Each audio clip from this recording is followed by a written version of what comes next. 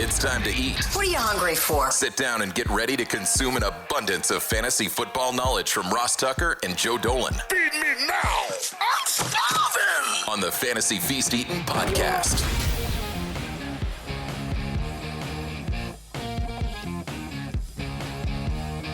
Yeah, let's eat, baby. It is the Fantasy Feast Eatin' podcast. We are, of course, presented by DraftKings. I'm Ross Tucker, former NFL offensive lineman, 5 teams, 7 years. Thank goodness I had that temp job, or those temp jobs, I guess I should say, because it enabled me to have all these media gigs, calling college and NFL games for CBS. I'll be doing the Army-Navy game on Saturday for Westwood One National Radio. Arguably my single favorite day of the year. Highly recommend anybody go to that event because it is awesome. Love all the shows. Today, Booger McFarland was excellent on the Ross Tucker Football Podcast. Tomorrow, we'll have Greg Cosell. Remember, that show is daily. And, of course, Tuesdays, we do the Even Money Betting Podcast, which is very popular. Both me and professional sports bettor Steve Fezzik in the black for the year so far this year. You can check me out on social media at Ross Tucker NFL. All the great stuff and content we're producing is at Ross Tucker Pod, or if you just want to see it all at one place, youtube.com/Ross Tucker NFL. The star of this show is Joe Dolan. I'm a huge fan at FG_Dolan on social. He is the fantasy gangster, and he works over at fantasypoints.com. I guess he's a player owner over at fantasypoints.com. Use the code 23FEAST, by the way, to get that discount as we come down the stretch of the fantasy season. Although there's still 2 teams on bye, Joe. Yeah, there are 2 teams on bye in Week 14. Now, fortunately, it's not 2 great fantasy teams, but the Cardinals had really started to come along with at least Trey McBride and James Conner. The Commanders' Sam Howell has been one of the best fantasy quarterbacks all year, despite Terry McLaurin not really getting it done. The good news with the Commanders, though, Ross, is Brian Robinson's going to have time to heal up over the bye. He picked up a hamstring injury in that game, but this is it. This is the final bye week, and it's right before the fantasy playoffs begin for most people. I can't believe we're here. We've got 4 weeks left of the fantasy football season. This is it. And then in Week 18, Ross, I guess we'll just go around and take our victory laps. Because I'm guessing some teams will be resting starters yet again that week. But it's been a wild ride. We're here in December. We're 3 weeks from Christmas, and we are 3 weeks from fantasy championships. We'll see. I don't know how many people will be able to rest starters the way everybody's records are looking right now. That'll be interesting. Week 18. Let's start with Thursday night. Gross, Joe. Oh. It's the Patriots at the Steelers. Steelers won't have Pickett. What are you thinking about this game? I told my wife this is the year I'd do the Hallmark movie Christmas drinking game with her. I can't stand those movies, but she's like, there's a drinking game. And I'm like, all right, maybe you can convince me. I wonder if that's what I'm going to do on Thursday night as opposed to watching this game. Because this is going to be bad. The Patriots have scored 13 points in their last 3 games, and they don't have their best offensive player, Ramondre Stevenson, who might miss the rest of the season. Now, if you need a running back this week, and people always need running backs in fantasy, Zeke Elliott might get 25 touches in this game. He's going to be gobbling them down, but he's probably going to be gobbling down like those really sugary marshmallow cereals that are just all empty calories with no nutritional value whatsoever, because this Patriot offense has no nutritional value whatsoever. Ramondre out, Zeke in, 25 touches. If you need those touches and you're okay with him averaging 3 yards a carry and 5 yards of reception, and maybe he falls into the end zone, maybe that's what you get from Zeke Elliott. Otherwise, the Patriots offense, absolute disaster. Yeah, not good. What about for the Steelers? Najee Harris picked up a knee injury and did not practice on Tuesday. That's something we're going to have to monitor. The Steelers at points have been pretty cautious with guys in practice, and then they end up playing. But that's certainly something to monitor. Maybe it gives Jaylen Warren a little bit of a boost this week. Mitchell Trubisky said he's going to come in and he's going to be aggressive down the field. Maybe that means a little bit more George Pickens. Deontay Johnson got the garbage time receiving touchdown. Trubisky did favor Deontay Johnson in the games in which they played together last year, but not not like overwhelmingly so. He really did mix the football around. I'd consider Pat Freiermuth a low-end tight end 1, Deontay Johnson and George Pickens wide receiver 3s in this matchup with the Patriots. So every week I have a stud and a value. I guess maybe these are both value picks this week. I'm not sure, but I'm going to go for DraftKings with Trubisky at 5,000 because I do think he's going to be aggressive. And honestly, Joe, I think he's going to run. I'm predicting Trubisky, like he's playing for his career now. He's playing kind of for his life. I think he's going to run and pick up some rushing yards for you. And then I'll take Freiermuth as well because I think that's who Trubisky will hit. I think they'll have some RPO game for him, and I think Freiermuth will make some plays. I'll take Trubisky at 5,000, Freiermuth at 4,000. The next game up, Joe, it's the Bucs at the Falcons, and actually pretty important NFC South game. An incredibly important NFC South game. Both of these teams obviously still alive for the division. The only team that's not is Carolina. Atlanta, just last week, look, they had a tough matchup against the Jets, okay? Desmond Ridder, 12 of 27. At least they got Bijan Robinson the ball, but now they're mixing in Cordero Patterson. It just really makes you just kind of retch a little bit about what they're doing. Once again, Kyle Pitts is physically incapable of scoring a touchdown. Michael Pruitt gets the touchdown from Desmond Ridder. Like, seriously? Michael Pruitt is the guy that you're going to go to. Drake London had a brutal matchup with the Jets' outside corners. He's got a better one this week against Tampa Bay, who's had a cluster of injuries in the secondary. I think you can go back to Drake London as a wide receiver 3 in this game, but really the only guys I feel good about on Atlanta for fantasy are, well, really the only guy I do feel good about, and feeling good is relative, is Bijan Robinson at this point. What about for the Bucs? Mike Evans is incredible. He's incredible. I mean, no, I'm a big Hall of Fame narrative guy, Ross, which is why I think Eli Manning's going to go to the Hall of Fame. It's a museum, right? Like, you have to tell the story of the NFL through the museum. That's why Kurt Warner's in there. If Kurt Warner's not in the Hall of Fame, you might as well not have a building. On the other hand, nobody's ever talked about, and that's the big argument against Mike Evans being a Hall of Famer. Oh, he's never been talked about as one of the three to four best receivers in the game at any point. Maybe that failing is on us. Because how is a guy who's got 10 consecutive 1,000-yard seasons to open his career not talked about as one of the best receivers to play the game? Maybe that's our failing. He's done it with Baker Mayfield. He's done it with Tom Brady. He's done it with Jameis Winston. He's done it with Ryan Fitzpatrick. This guy's incredible. He's locked into your lineup. There's two guys really who are locked into your lineup: Rachaad White and Mike Evans. Chris Godwin's been banged up. He didn't even catch a pass last week. You can sit him. You've been able to sit him all year. But Mike Evans and Rachaad White are legitimate fantasy studs at this stage for your team. Speaking of big games, let's get to an even bigger one. It's the Rams at the Ravens, Joe. Big one. Ravens coming off the bye. Rams coming flying in. Yeah, so the Ravens here, the Ravens have been able to run the ball a lot. They've generated more than 2.0 yards before contact on non-scramble runs in each of their last 3 games before the bye.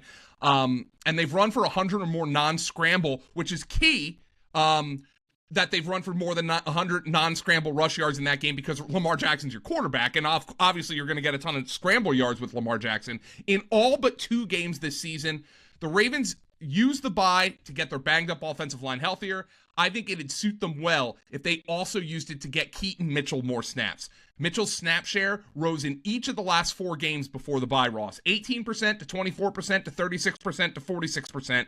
And he is the kind of playmaker who can make a huge difference in the playoff race. The Rams have allowed the 5th most yards before contact per rush attempt over the last 5 weeks. I think there's going to be plenty of room for Keaton Mitchell to run in this game.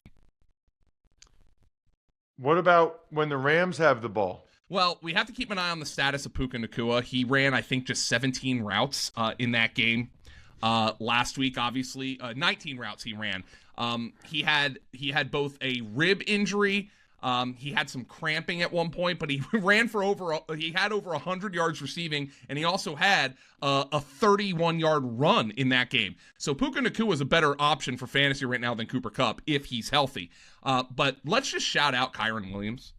who got off to a slow start and nonetheless still had 24 opportunities in that game. Kyren Williams is basically the new Todd Gurley in this Rams offense. That's something that our guy Scott Barrett's been pointing out. In 8 games this season, Kyren Williams is first among running backs in snap share. He's third in expected fantasy points per game. He's first in red zone expected fantasy points per game. So he's their absolute hammer red zone back, and he's third in fantasy points per game. Kyren Williams is back to win you a fantasy championship. Wow. How about Detroit at Chicago? Joe, we got the Bears coming off a bye, having played one of their better games. I guess at least they won. I don't know. Well, they won. I don't know if I don't know if a better game is what it entailed, but hey, at least they did that. Now, let's keep an eye for the Chicago Bears on the status of Deontay Foreman, because in that game prior to the bye, Rashawn Johnson handled 2/3 of the snaps for that backfield, and he very clearly was preferred in pass protection to Khalil Herbert, which is important for the Bears because generally, and I think in this game, they should be playing from behind unless Jared Goff catches the turnover bug again. But what happened with Chicago is Justin Fields, he's a usable fantasy quarterback, even though he's improved as a passer from the beginning of the year. But running is what he had 12 rush attempts for 59 yards against the Vikings in his last game. But Justin Fields unlocks DJ Moore. He throws the ball to DJ Moore. Even though that game plan against Minnesota was bizarre, the thing I had liked beforehand that Justin Fields did for DJ Moore was he threw the ball to him down the field. Against the Vikings, it was all quick game stuff until essentially that game-sealing play on the long pass in the fourth quarter for 36 yards. Nonetheless, Justin Fields unlocks DJ Moore. He trusts DJ Moore, and DJ Moore is a locked-in fantasy starter when Justin Fields is in there at quarterback. What about, Joe, let's talk about the Lions and Goff and what you think from them on offense. Well, they got off to an awesome start against the Saints, and then things just kind of slowed down for them. I'm not really sure exactly what happened, but the Lions right now are kind of the same fantasy team that they are every week. You have to play the 2 running backs. Jahmyr Gibbs, I was disappointed in his passing game role against the Saints, but that guy is so explosive. David Montgomery is always a good bet to score a touchdown. And let me just... Sam Laporta, you also are playing him every week. He's having one of the greatest rookie seasons for a tight end of all time. He's going to catch over 80 passes this year, which is pretty incredible. But let me just throw this is also a time when we start to think about 2024, right? Just a little bit. Man, am I going to fall for Jameson Williams again? Did you see that touchdown run, Ross? Yeah, he's explosive, for sure. He had a rocket attached to his ass. I mean, come on. He's the kind of guy who, even if he doesn't live up to the billing of a top 12 draft pick, which is what he was, there's always going to be a place for Jameson Williams in the NFL. I liken it to the fact that Ted Ginn played in the league for over 10 years. Ted Ginn was a top 10 draft pick. He never played up to that level. But when you've got somebody who has that level of explosiveness, there's always something an offensive coordinator can do with that guy. So Jameson Williams, I'm interested to see how you can't use him for fantasy right now. I mean, he's not getting the ball enough. But I'm just so fascinated by his speed and the fact that he's in such a good offense that I'm almost certain I'm going to fall for him again next year. Joe, I mentioned I'm doing the Army-Navy game. Right now on the Game Time app, which you know I love, the cheapest ticket at Foxborough, Gillette Stadium, $727. Army-Navy is a hot ticket up there. Wow. But you should still try to go. And even if you don't go, you should get the Game Time app because Game Time has deals on tickets right up to the start of the event. You can see the view from your seat before you buy, so you know exactly what to expect before you arrive. And they've got the Game Time guarantee, which means you'll always get the best price. If you find tickets in the same section or row for less, Game Time will credit you 110% of the difference. So take the guesswork out of buying tickets with Game Time. Download the Game Time app, create an account, use code FEAST for $20 off your first purchase. Terms apply. Again, create an account, redeem code FEAST for $20 off. Download Game Time today. Last minute tickets, lowest price, guaranteed. Joe, give me some guarantees for the Colts and the Bengals. Hey, the Bengals. Jake Browning, they have a real offense with him. Yeah, so I thought that, against Pittsburgh a couple of weeks ago, I was like, Jamar Chase caught 4 passes, but 2 of them were deflections, and I wasn't terribly enthused by it. And then Jake Browning comes out and has legitimately one of the most efficient games a quarterback has had all year. 32 of 37 for 354. And he fed Jamar Chase. Obviously you had the 78-yard touchdown. The good news, that's the good news, Ross. Like, you can play Jamar Chase with Jake Browning. And I'm not going to say Jake Browning's going to go nuts every week. He's not. All right, he might throw for 170 this week, but if he's throwing for 170, at least he's going to do it while trying to get the ball to Jamar Chase. And that's all I ask of these countless backup quarterbacks that we've been watching this year. Get the ball in the hands of your best players, and that's what they're doing. That's what Zach Taylor is doing, and it got them a win, and it has them right back in the playoff hunt, and I expect that they're going to compete. Now, obviously, for Cincinnati, by the way, Jake Browning, a viable quarterback streamer if you need him. He also had a 21-yard run in that game and a touchdown run, so he's doing work on the ground for you as well. So he's a viable streamer this week, maybe if you had Kyler Murray or Sam Howell. You have to play Joe Mixon. He got the 2 touchdowns. He also caught 6 passes. But I found it very interesting that they worked in Chase Brown to give them a little bit of explosion in the run game. He ran for 61 yards on 9 carries. Just somebody to watch. Maybe if you're looking for some depth on your bench right now. I'm not saying he's going to be usable yet, but I thought it was interesting that the Bengals worked in Chase Brown, the rookie running back, liberally against the Jaguars, and he provided them a little bit of burst that Joe Mixon doesn't have. Let's talk Colts, man. They're 7-5. They're 7-5, and let me tell you something. I got some angry comments on Twitter about the fact that our website, my rankings, or John Hanson's rankings, all of our rankings, ranked Zach Moss ahead of Devon Achane this week. Let me tell you something. I'd do it again, twice on Sunday.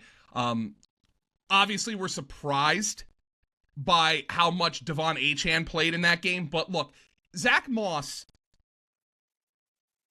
played on all but 4 snaps for the Colts. He handled every single carry and all but 3 targets for Colt running backs. His 64 snaps were the 5th most of any running back in any week this season, and he's now the only running back with at least 2 such games of 64 or more snaps this year. He had a league-high 8 opportunities inside the 10-yard line. That is unbelievable bell cow usage. I would rank Zach Moss top 5 again, and I'm doing it this week. I don't care. Like, that is just correct process. He failed to find the end zone. Oh, well, he got basically every single opportunity for the Indianapolis Colts, and he's going to continue to get basically every opportunity until if Jonathan Taylor returns this regular season. Fire up Zach Moss again. That kind of usage you cannot find anywhere. Love it. Let's get to Jacksonville and Cleveland, Joe. Jacksonville, we don't know that. We actually don't know for sure as we record this Wednesday morning the status of who the quarterback will be for either team. I would suspect for the Browns it's Flacco again, but maybe I'm mistaken. Let's start with the Browns, because there's just one player I really want to talk about. First and foremost, Amari Cooper's got a concussion, so there's a lot we don't know about this game. But Joe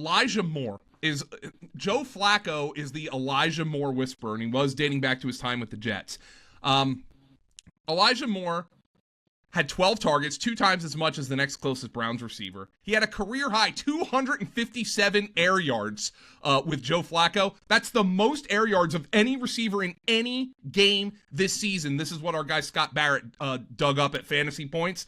And he had 26.7 expected fantasy points, which was second most of any wide receiver in Week 13. So if Joe Flacco is out there, you can play Elijah Moore. He's played in 6 career games in which Joe Flacco was the starting quarterback. And he's seen 12, 10, 9, 7, 5, and 1, which was a meaningless Week 18 game, targets in those games. He averages 133 air yards, 9 targets per game, 73 receiving yards per game with Joe Flacco at quarterback. I don't know why only Elijah Moore can only produce with Joe Flacco at quarterback, but he does, and you could start him this week. And in DFS, that is a recommended play if Joe Flacco is the starting quarterback. What about on the other side for the Jags? If it's Lawrence, he'll be hobbled. Yeah, he definitely. And he won't have Christian Kirk, which is his slot receiver, but I'll throw this out there. I thought Parker Washington, the rookie out of Penn State, pretty much was a reasonable facsimile for Christian Kirk. He caught his first 6 passes of his NFL career for 61 yards and a touchdown. If Lawrence plays, or heck, maybe even if CJ Beathard's out there, I think Parker Washington's probably going to be relatively popular as a cheap DFS option this week. Washington, Ross, I think, I'll be honest, you tell me, you got your Penn State football shirt on there. I thought he screwed himself and hurt Penn State by entering the draft early, but he sure looked like he belonged in that game last week. We'll see if he can build off of that. But other than that, it's really hard to get a feel for what the Jaguars are going to do until we know who's going to be the quarterback. And if Lawrence plays, he's clearly going to be limited against Myles Garrett and company. Yeah, I mean, Parker Washington would have been the showcase receiver for Penn State this year. He could have had like a Jahan Dotson, KJ Hamler year and gotten drafted much higher. But he was banged up last year and didn't want to take the chance of getting hurt again. Knew he could get drafted and wanted to start his pro career. I have a tough time. Yeah, I don't begrudge players for going and getting the bag. No, but it might not have been the best business decision, but it's the decision that he made. Listen, if you're feeling good about your fantasy draft picks, Joe, but not sure what to eat, make it easy on yourself. Order in on DoorDash. Now you can root for your squad while your food and drinks are on the way. So that means burgers, chips, dips, soda, pizza, wings, so much more delivered straight to your door. Gotta have something to wash it down. I'm a fan of Labatt Blue Lights. Love drinking Labatt Blue Light while I'm watching sports or even looking at my fantasy squad. Live life to the power of we. Always enjoy responsibly. Beer, Labatt USA, Buffalo, New York. Let's talk Carolina and New Orleans, Joe.